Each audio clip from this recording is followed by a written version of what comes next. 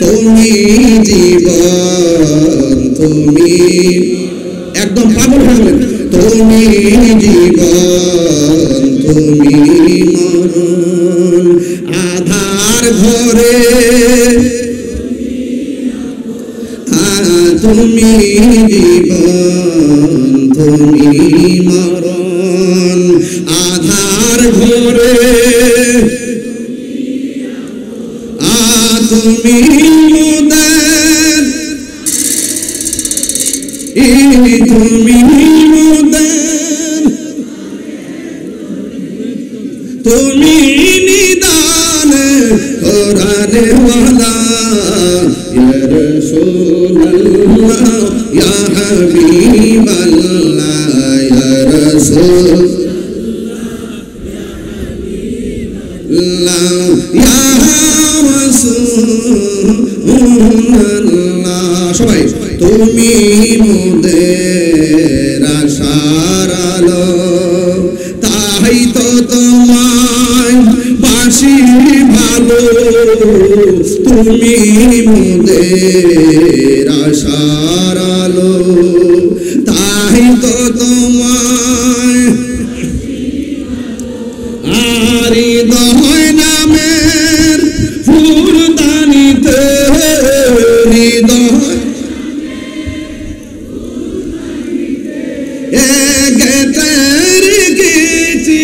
প্রেমের মালা ইয়া রাসূলুল্লাহ ইয়া হাবিবাল্লাহ ইয়া রাসূলুল্লাহ ইয়া হাবিবাল্লাহ ইয়া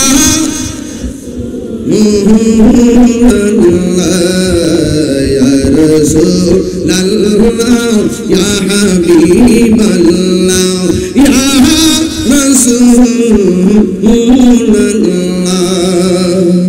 একটা জবান বন্ধ রাখবেন না মোহাম্মদে মায়ার সুরে বলো সুবহানাল্লাহ আমার নবীকে জানের চাইতে বেশি ভালোবাসতে হবে তাই তো আমার নবী পাকের সাহাবায়ে কেরাম নবীকে জীবনের চাইতে বেশি ভালোবাসতেন কথা কোন ঠিক কিনা এ বন্ধুরি ও যুবকের দল অনুরোধ করে দিয়ে যাই আজকে এই জামানাটা এমন একটা জামানায় আসলো যে এই জামানায় হক কথা বললে বড় তিতা লাগে হক কথা তিতা লাগলেও হক কথা বলা বন্ধ করা যাবে না কে বেজার হবে কে খুশি হবে এইগুলো দেখার সময় আমাদের হাতে নাই আমাদের নবী থাকলে আর কাউকে নিয়ে চিন্তা নাই কথা কোন ঠিক না নবীর পক্ষে থাকতে হবে বাবা পাথর নবীকে চিনে গাছে নবীকে চিনে তথাকথিত জাহেলে মুরাক্কাব নায়েবে শয়তানরা নবীকে চিনল এই দুঃখ রাখবো কোথায় আমি ভাবি নাই যে দাজ্জাল আসার আগে যে সিমি দাজ্জাল বেরিয়ে যাবে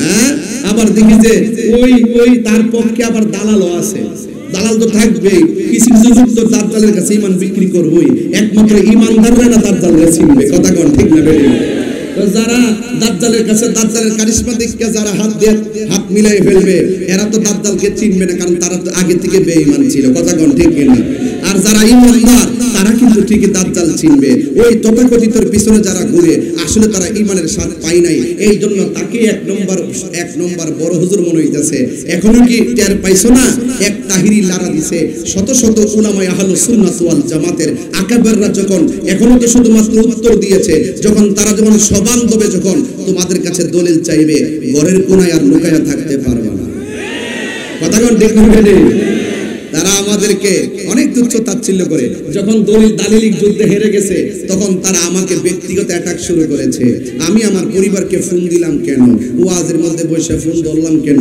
এবার আমার জিকে আমার বডিটারে মাথা কাইটটা নিয়ে লাগাই দিয়া বিভিন্ন ধরনের গান টান লাগায় বুঝাইতে চাইতেছে যে আমি মনে হয় না জানে কি ইসলামের ক্ষতি করে ফেলাইছি আরে বেটা তোমরা যদি আমার জিকির যেগুলো দেখতেছো এগুলো তো মুষ্টিমেয় কয়েকটা মাহফিলের আগের জিকিরগুলো যারা কাইটটা বাজনা টাজনা ঢুকাইছে আমরা যদি এইরকম পলিসি অ্যাপ্লাই করি তোমাদের প্রত্যেকটা ওয়াজের ভিতরে আমরা এরকম ঢুকাইতে পারি কিন্তু আমরা তোমাদের মতো এত অভদ্র না কথা কোন ঠিক না বেটি তোমরা আমাদের ব্যাপারে সঙ্গীত বাইর করছো মাজার পূজারি দিয়া তোমরা সঙ্গীত বাইর করছো আমরাও কিন্তু পারি একটা কথা ভুলে যাবেন না আমি কিন্তু লিখতে পারি আমি কিন্তু বছর বছর 3টা সঙ্গীত বের করি আমি যদি তোমরা ব্যাপারে লেখা শুরু করি তোমরা কিন্তু পলাইবার সুযোগ পাইবে না এই জন্য রাস্তা দেখায়ও না বেশি বাহাদুরি কইরো না আমাদের হুজুররা কিন্তু জাস্ট দলিলগুলা দিছে, তোমাদের মতন ব্যক্তিগত অ্যাটাক করে নাই। কথা কোন ঠিক না বেঠিক?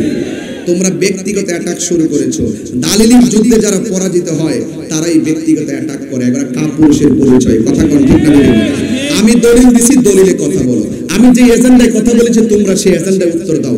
আমি বলেছি আহমদুল্লাহ সাহেব বলেছেন নবী 40 বছর পর্যন্ত নবী ছিল না, তোমরা প্রমাণ দাও যে নবী ছিল না। আমি প্রমাণ দিব তিনি নবী, তিরমিজি শরীফের হাদিস দিয়ে না। আগমন করলেন, জন্ম নিলেন, আর আল্লাহ বলেন কোরআন শরীফ লাকাদ জাআকুম রাসূলুম মিন আনফুসিকুম আজিজুন আলাইহি মা আনিতুম হারিসুন আলাইহি। রাসূল বলেন আল্লাহর হাবিবের আগমনে, আগমন। কিন্তু কাদ জাআকুম মিনাল্লাহি নূর থেকে শুরু করে একের পর ওয়াইজ আখাযাল্লাহু মিসাকান নাবিয়িন, নবীও বলছেন, রাসূলও বলছেন, নবী হিসেবে দুনিয়াতে শুভ আগমন করেছেন। কথা কোন ঠিক না বেঠিক? কোরআনেই প্রমাণ। কথা কোন ঠিক কি না? যারা আজকে দালালি করে তারা মূলত একটা এজেন্ডা বাস্তবায়ন করতে চায়, আর এজেন্ডাটা কিন্তু হুজুর, আরে আমরা তো এই প্রজন্মে, আমাদের রফিকুল ইসলাম মুহাদ্দিস হুজুর উনার স্টুডেন্ট লাইফ থেকে কিন্তু সংগ্রাম পেরিয়েছে। কেমনে সংগ্রাম? হুজুর সারা জীবন বলেছেন ও আজাদাকা দাল্লান ফাহাদা, এই আয়াতের তাফসীর নবীর ক্ষেত্রে করতে তারা আল্লাহ নাকি নবীকে পথভ্রষ্ট অবস্থায় পেয়েছে। নাউজুবিল্লাহ বলেন। এই তারই ধারাবাহিকতা এখন আবুল কালাম আজাদ বাশার, সে গত পরশুদিনে বলল আল্লাহ নাকি বলছেন আমি আপনাকে পেয়েছি অনবহিত অবস্থায়। ওই আগে বলতো পথভ্রষ্ট, আমরা জুতার বাড়ি খাই, এখন বাংলা শব্দটা পরিবর্তন করে অনবহিত লেখছে। আরেকদিন দেখলাম একজন লেখছে না জানা পথে ছিল, আল্লাহ নাকি নবীকে হেদায়েতের পথে এনেছেন। নাউজুবিল্লাহ জোরে বলবেন না? তো এরা এইরকম ভাবে, হ্যাঁ সব 72 এক। তো সুতরাং এরা এইভাবে কি করে? এইভাবে তারা অপব্যাখ্যাগুলো করে। এই সংগ্রাম আমাদের রফিকুল ইসলাম হুজুর আরো আগে করে গেছে। এখন তারা একটু মুখোশটা পাল্টাইয়া বাংলা শব্দের কিছু পরিবর্তন করছে জুতার বাড়ি খাইয়া। আমার মনে হয় আমি আপনাকে আমার প্রেমে বিভোর অবস্থায় পেয়েছি, এটা হলো অজাদকা দলের। আমি আপনাকে আমার প্রেমে বিভোর অবস্থায় পেয়েছি। জি জি, এটা হচ্ছে তার অন্তর্নিহিত ভাব, এটি হলো আসল মর্মার্থ। এবং মা ওয়ান্নাজমি ইযা হাওয়া মা দাল্লা সাহিবুকুম ওয়া মা গাওয়া, আল্লাহ নিজে বলতেছেন আমার নবীজি পথভ্রষ্ট ছিলেন না। হ্যাঁ,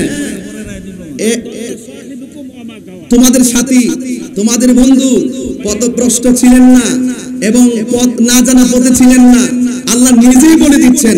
আর তারা এটার অপব্যাখ্যা করতেছে। শুনেন, যুগে যুগে এজিদ আসবে, এদেরকে প্রতিহত করার জন্য এই ফরাইজিগঞ্জের হুসাইন কাফেলা আছে। কথা কোন ঠিক না বেঠিক?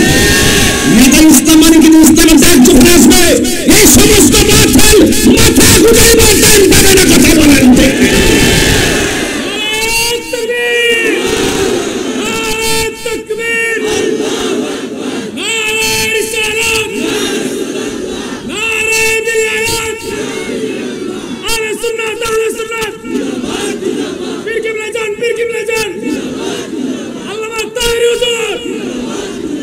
সব একজোট আছেন তো ইনশাআল্লাহ? ইনশাআল্লাহ আছেন তো? এগুলো নিয়ে আমরা চিন্তা করি না। যেখানে আবু জাহেল সেখানে আবু বকর, আছে না নাই? প্রতিহত হবেই হবে। যুগে যুগে মাথা চালা দিয়ে উঠছিল মুসাইলামাতুল কাজ্জাব, ওই বন্ড নবী দাবিদাররা প্রতিহত হয়েছে। কথা কোন ঠিক না বেঠিক?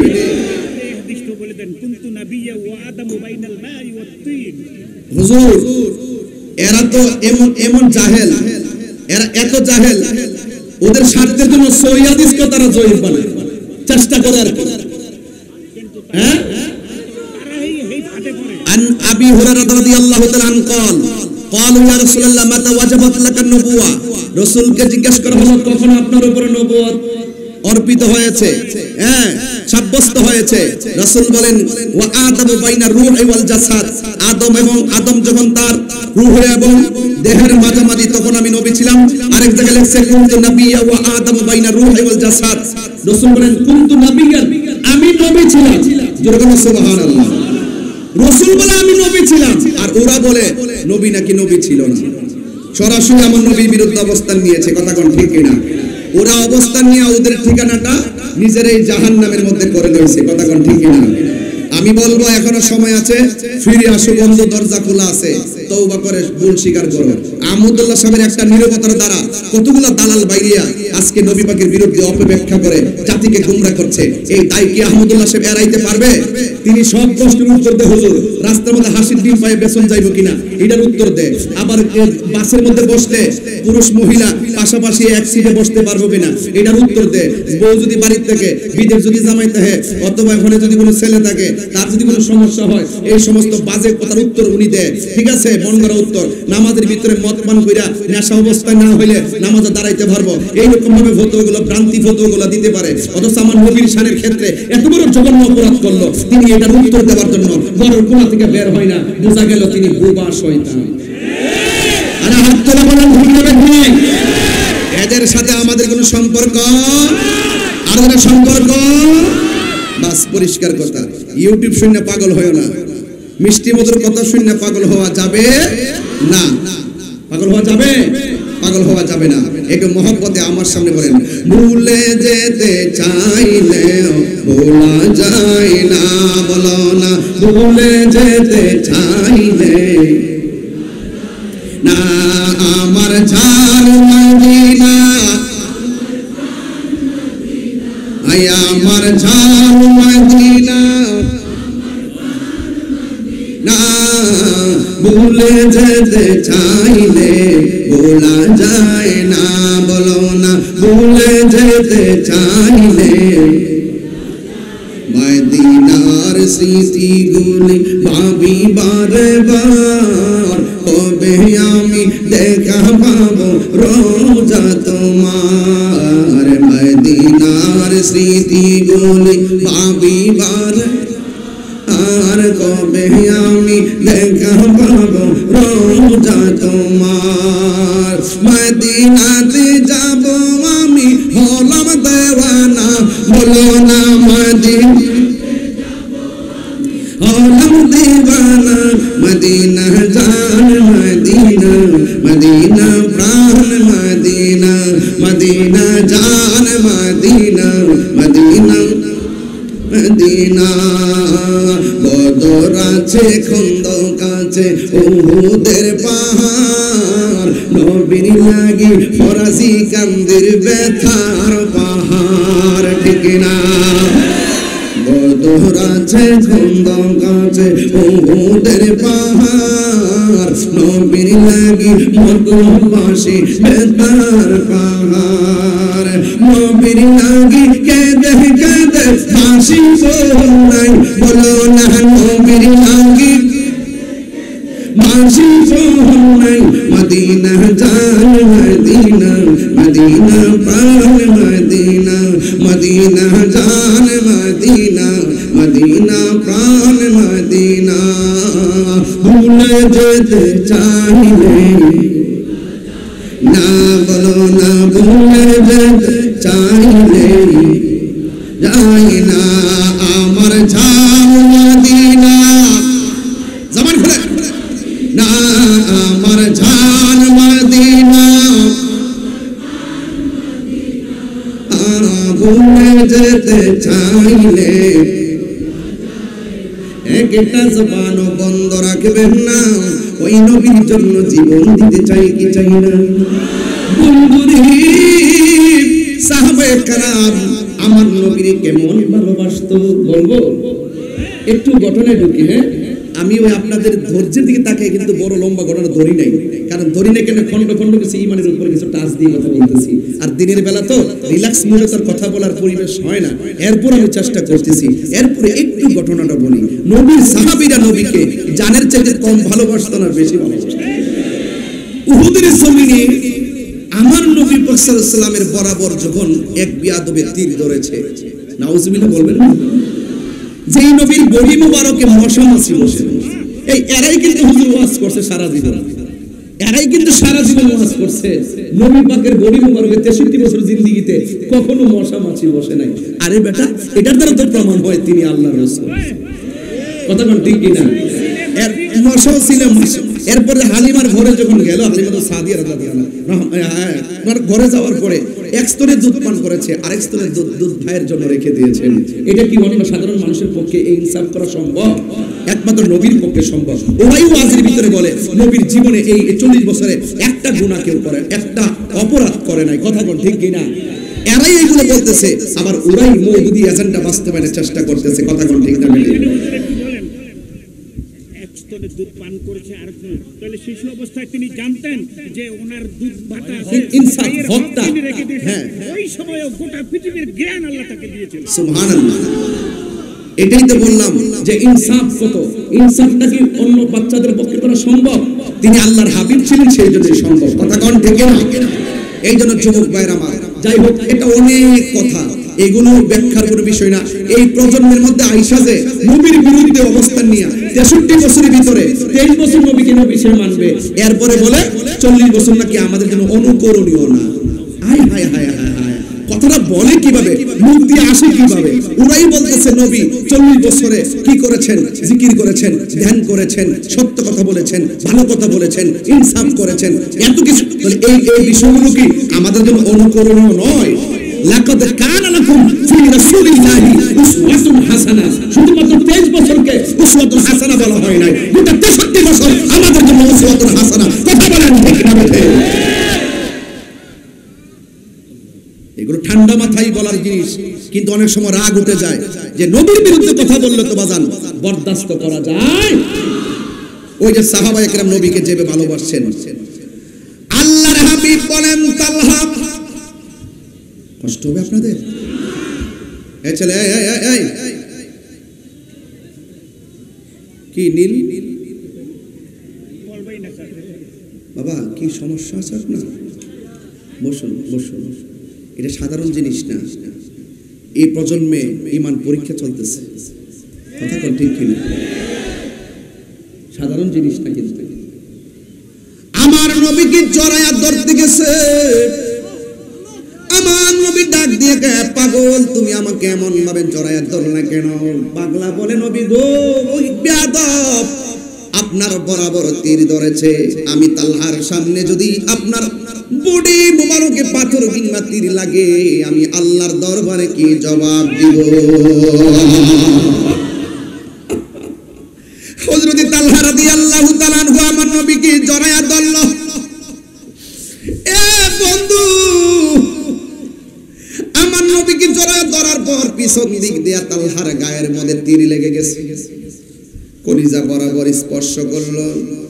আমার নবী বলে, হে তালহা, তুমি আমার এমন ভাবে জড়ায়া দইরা নিজের বডির মধ্যে তুমি তীরের আঘাতটা নিয়েছো।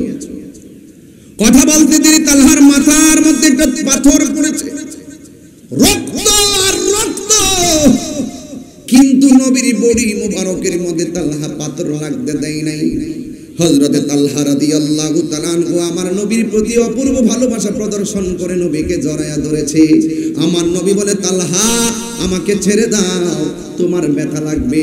যেই মাত্র ব্যথার কথা বলছেন, তালহা মুস্কি মুস্কি হাসতে শুরু করলেন। এ তালহা, তুমি হাসো কেন? আমার নবীর কাছে তালহা রাদিয়াল্লাহু তাআলা আনহু বলেন, নবী গো, আপনি আমাকে ব্যথার বই দেখাইছেন, এই জন্য আমি মুস্কি মুস্কি হাসতেছি।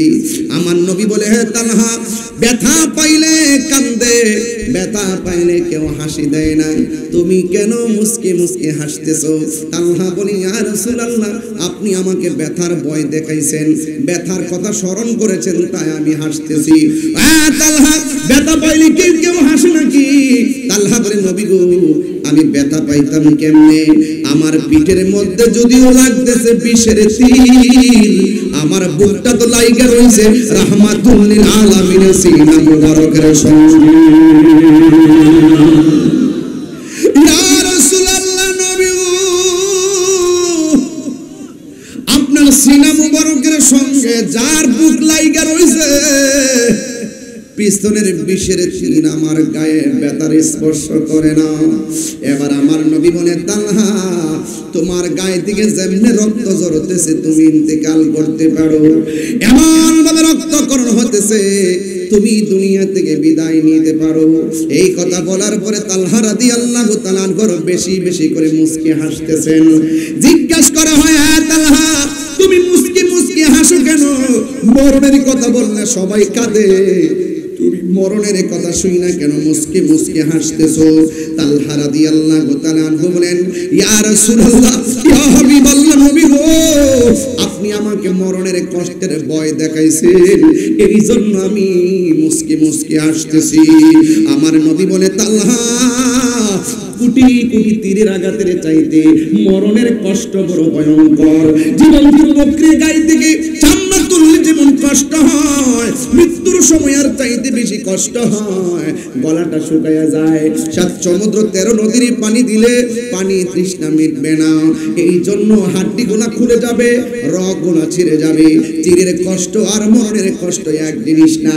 এরপরও তালহা বেশি বেশি করে মুস্কি মুস্কি হাসে। এই জন্য আমার নবীর যুগে হলে কেমন হতো, একটু সাউন্ডটা ঠিক করুন বাবা, জন্ম আমার নবীর যুগে দুনয়নে রাসূল পাক দেখলে কেমন হতো, দুনয়নে দেখলে কেমন হতো, জন্ম আমার নবীর যুগে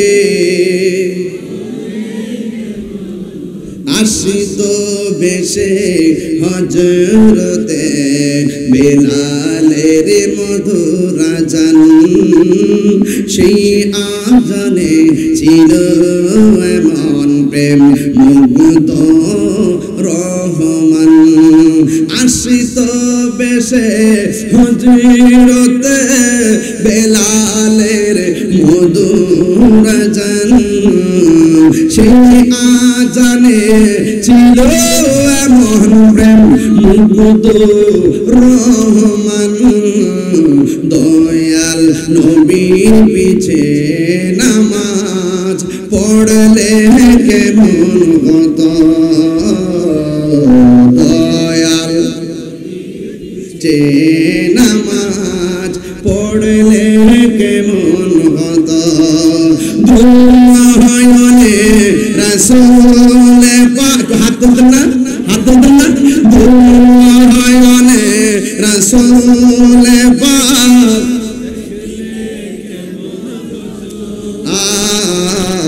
জন্ম আমার নবীর যুগে। একটা জবানও বন্ধ রাখবেন না, মহব্বত মায়ার সুরে বলুন ইয়া রাসূলুল্লাহ, আরো মায়ার সুরে বলুন ইয়া রাসূলুল্লাহ। বন্ধু, তালহা মুস্কি মুস্কি হাসে। এখন যদি আপনাকে কেউ বলে যে আপনার ক্যান্সার হইছে, 12-13 দিন বাঁচতে পারেন, আপনার কি সুখ লাগবে না টেনশন লাগবে? মরণের বার্তা বড় কঠিন। এবার তালহা রাদিয়াল্লাহু তাআলা আনহু মুস্কি মুস্কি হাসেন। আমার নবী ডাক দিয়া বলে, তালহা, তুমি মুস্কি মুস্কি হাসো কেন? ইয়া রাসূলুল্লাহ, আল্লাহু আকবার হবে, ইয়া রাসূলুল্লাহ,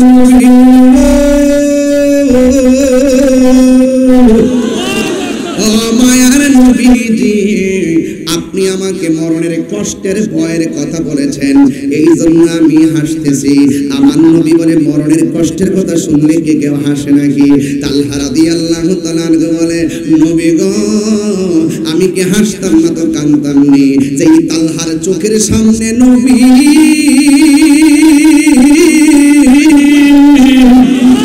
যেই তালহার চোখের মধ্যে নবী, বুকের মধ্যে নবী, আজরাইলের সার্জারির ভয় কি তালহার আছে নাকি? ইয়া রাসূলুল্লাহ, নবী গো, আপনার চেহারা মোবারক দেখলে আজরাইলে কোন সময় রূহ নিবে এটা টেনশন আমার করার দরকার নাই। কথা কোন ঠিক কিনা? এই কথা বইলা তালহা রাদিয়াল্লাহু তাআলা আস্তে আস্তে আমার নবীকে জড়ায়া ধইরা আস্তে আস্তে মাটির মধ্যে পড়ে গেছে। যেই মাত্র আমার নবী তালহা রাদিয়াল্লাহু তাআলা আনহুকে ধরতে গেছে, ওই মুহূর্তে একটা বিয়াদব আমার নবীর শির মুবারকের ভিতরে একটা পাথর মারলো। এই মুহূর্তে এই হেলমেটের মধ্যে পাথরটা পইরা দুইটা করা নবীর মাথা মুবারকের মধ্যে ঢুকলো। এ বন্ধুরি এই রক্ত মুবারক দাড়ি মুবারকের মাথা মুবারকে আসলো। আল্লাহ ডাক দিয়া কয়, জিবরাইল আমার বন্ধু নবীর এই রক্ত মুবারকটা তোমার হাতের মধ্যে নাও, কারণ এই রক্ত মুবারক যদি এক ফোঁটা জমিনে পড়ে এই জমিনে আর গাছপালা হবে না। জোরে জোরে কি আল্লাহু আকবার বলা যাবে না?